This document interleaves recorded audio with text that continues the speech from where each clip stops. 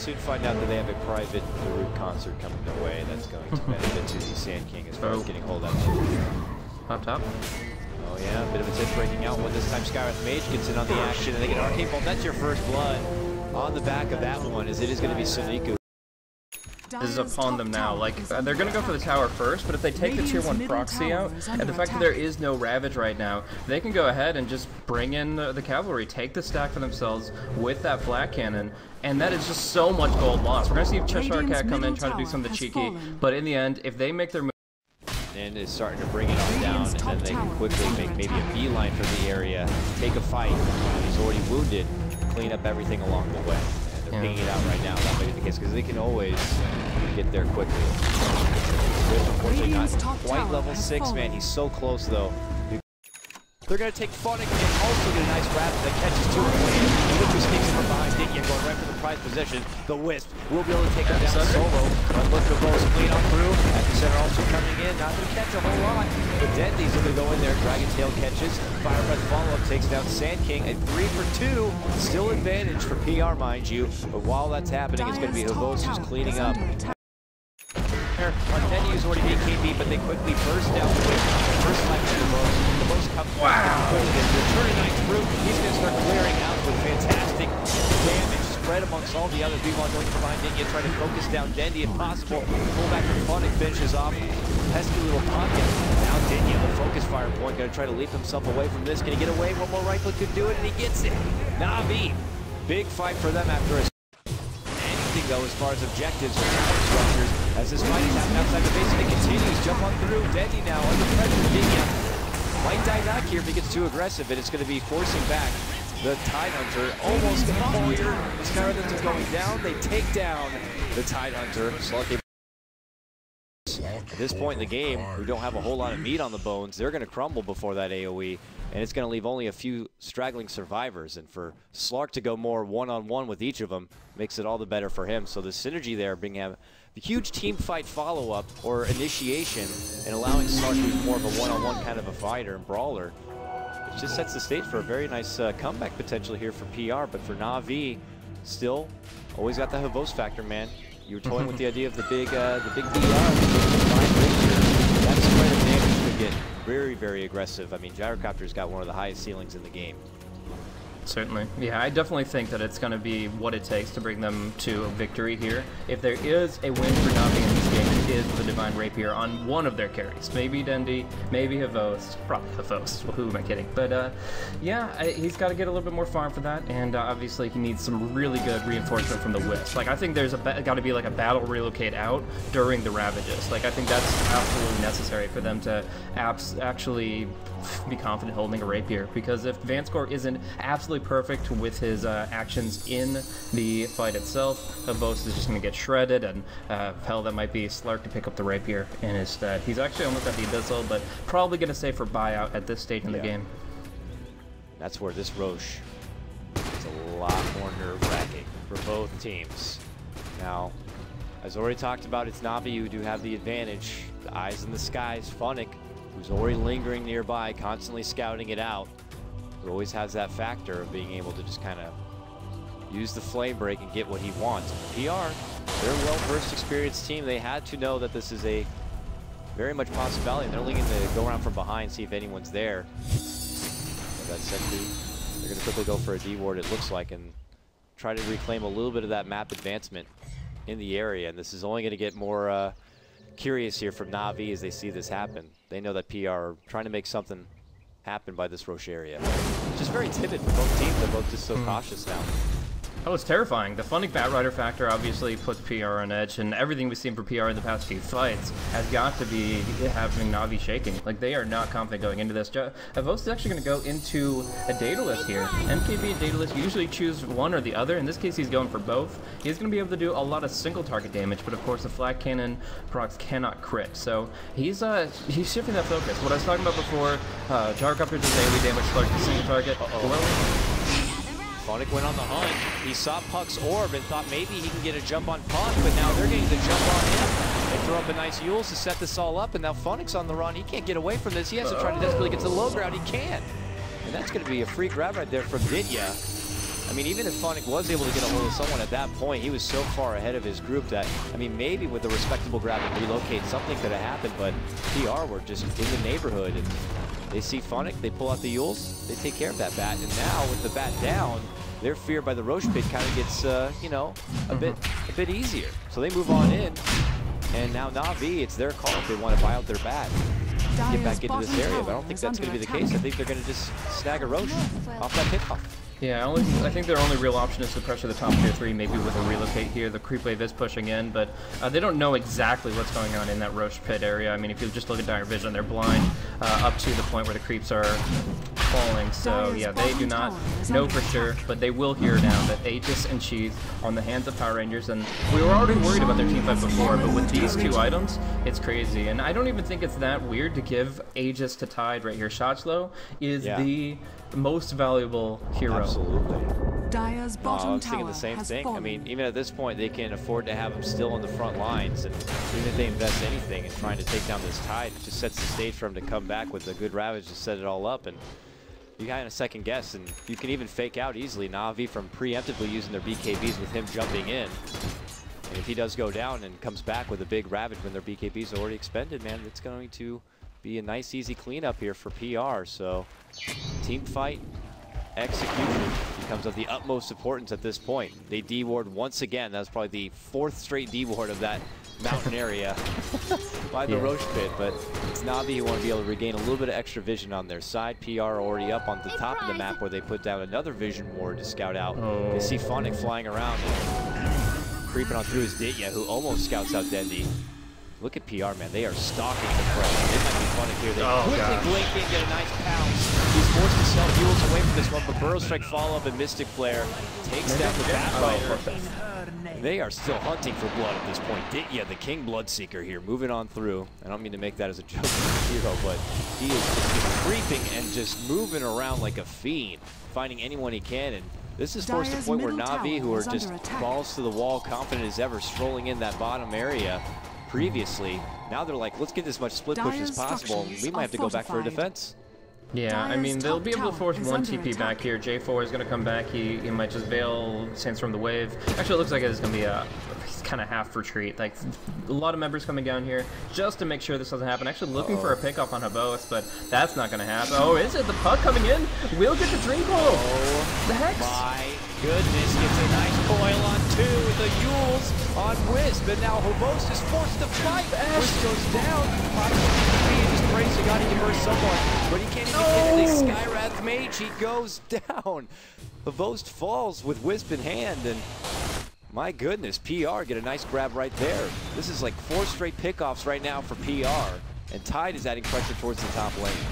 Yeah, I want to talk real quick about Power Rangers items in the past couple of minutes. They progressed so far in so little time. Not just the Aegis and the Cheese coming out, but they picked up the Hex on Puck, which obviously was instrumental in getting the kill on Gyro without him popping BKB there, or at least before doing most of the damage before he did. Then, of course, Seneko picked up the Vladimir's offering, which is awesome for the Slark, as well as surviving through Havok's damage. It's really good for Slark building up that lifesteal in the Orison. So Phonic finding a nice opening. Is it enough, though? The Kraken show. He has that Aegis, mind you, so if he gets in the heat of the storm, he still has a rapid fall back on his secondary light. Now they use him again. Ditya is already well into the base, trying to help his friend. They're faking once and faking twice. Can he get a BKB to pop? No, he can't. Dendi not going to be having his BKB regardless. Now they just turn towards this tier 3 and begin to bring out right click. Blinking on through, nice setup. Gets Dendi. Coil there, 1 Ravage. These refreshes, gets a second Ravage on 3. And they're able to quickly take down Dendi. But still not buying back, has 10 more seconds. They turn their sights towards Phonic, but he's about to not have a team to fall back on. Phonic now forced to pull out his buyback. Dendi also his, as PR now on the offensive, managed to clear out a tier 3. Ditya is not done yet. He wants a Rex. He's going to go for it and get it. Takes down the Rex, and now he's under pressure. But he goes right for Dendi. He has no buyback if he falls. But he's taking so much damage in the heavy center. You got to be kidding me right now. PR bringing it back with Habos dishing up the right clicks. They take down Habos. He now has to use that buyback. But Dendi's still out. Puck, Cheshire Cat gets away with a little bit of life. They end up taking both sets of Rex. They still only lose Skyrath Mage. and they come out huge there. Skywrath Mage buys back, and it looks like they want to get back in the action. Yeah, it's pretty insane that they're just upping the tempo for the full mid lane of Rax here. They know the buybacks are on cooldown, or any buyback that was available could have been used. And oh my god, he's gonna die. They jump in, they abyssal him down, and just take part of Host. Dendi and Host are out of this game for well over a minute, at least for just Dendi. They turn back, they clean out that Veg. Flooding's very low. PR might have just done their classic PR. I mean, look at this Slark. He's just huge. He's doing like 500 damage. Again, that takes the game back on the back of his Slark, but of course, more credit to also the rest of this team with the huge AoE spread and just beautiful execution in those previous fights with the fantastic epicenter follow-up. Those Ravages went to prime use. It was just beautiful performance from PowerRangers. Yeah, the power shift really came out with that Tidehunter refresher orb. Getting that second Ravage, that second win in their mid-team fight right when he acquired it was what put them squarely on the map here. Na'Vi, they started kind of floundering ever since their BKBs hit 5 seconds. A couple of them used defensive for TP purposes, for better or for worse. That, I mean, sometimes it's better to get out alive, but other times you wish you just had that little bit of extra duration here, because in the end they're up against 2 hexes, a Veil of Discord Sand King, the Refresher Tide. There's just so much magic flying about that they can't do much in that 5-second frame, and you just get 1 Bash on the Slark, 1 usage of Abyssal on the Slark, and that's your BKB gone. Like, the duration is nullified. So Na'Vi, they just didn't have the tools to bring it into the late game unless they executed it absolutely perfectly, and PowerRangers, they just beat them out in that front. Unbelievable. What a start already to today. We still have 6 more best of ones here to come here for the Summit 2 by G2A.com, the Europe division. We've made our way all the way to day number 14. We're going to go ahead, take a small break. Our next matchup that's going to be coming up here on this channel is going to be Virtus Pro Polar taking on Alliance. And also, of course, with this win, that will put PowerRangers, I believe, at the top, as we do. Just get a brief refresh just to be safe and make sure here. PowerRangers, who were previously at a 6-3 record, will now move up to 7-3. Unless this was already immediately updated, I don't think so. And Na'Vi, yeah, Na'Vi are going to be pushed back down to 5-2. So PowerRangers now at the top of the heap. This is their last game for today, but taking out someone like Na'Vi sets the stage for them to pretty much make an easy transition into the playoffs. So without further ado, we'll throw it over to a small break. If you like what you heard, catch me on my Twitter over at CoddleGuy. And of course, my fantastic co-caster joining me for this long haul is going to be Mr. Blaze. Catch him over on his Twitter at BlazeCasting. A pleasure as always. We'll be back after a small moment.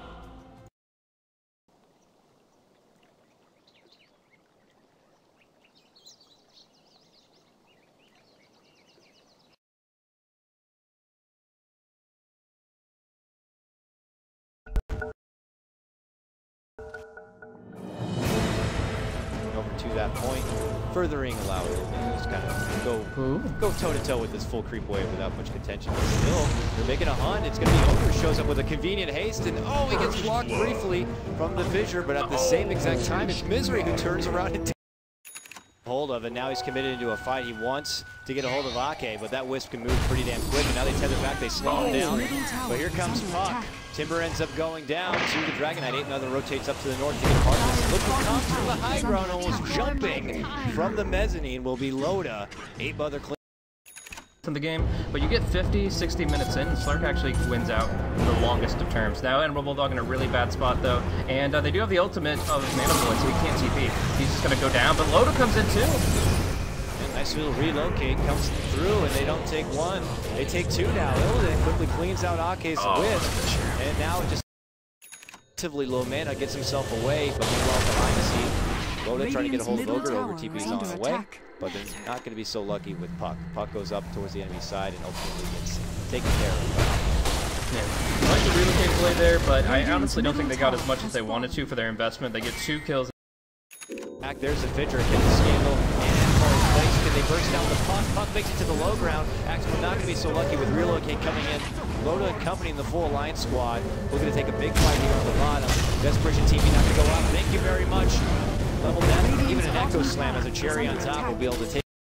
Falls back, but now Illidan catches sight of Misery. Cuts across paths. Misery moves forward, quickly gets silenced and ripped apart from Illidan. Now Loda is opened up on Zoning Mystic Flare while the coil's caught right in the middle. It's 8-Mother. BK beat up with low life, trying to make it work, but Illidan focus fires. Loda takes him down. Double kill for him. Now turns towards Ake, who's going to fall next. Even doomed up. He's ready to go.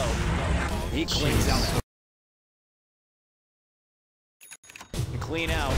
Even Phobos straggling behind, gets caught out by Vincere right there. Vincere ends up falling, but still, it's Loda coming out big. Double kill for him as they finish.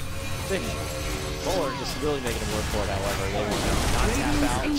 But Illidan does go down. They call him GG, and that wraps it up. Alliance still have quite the road ahead of them.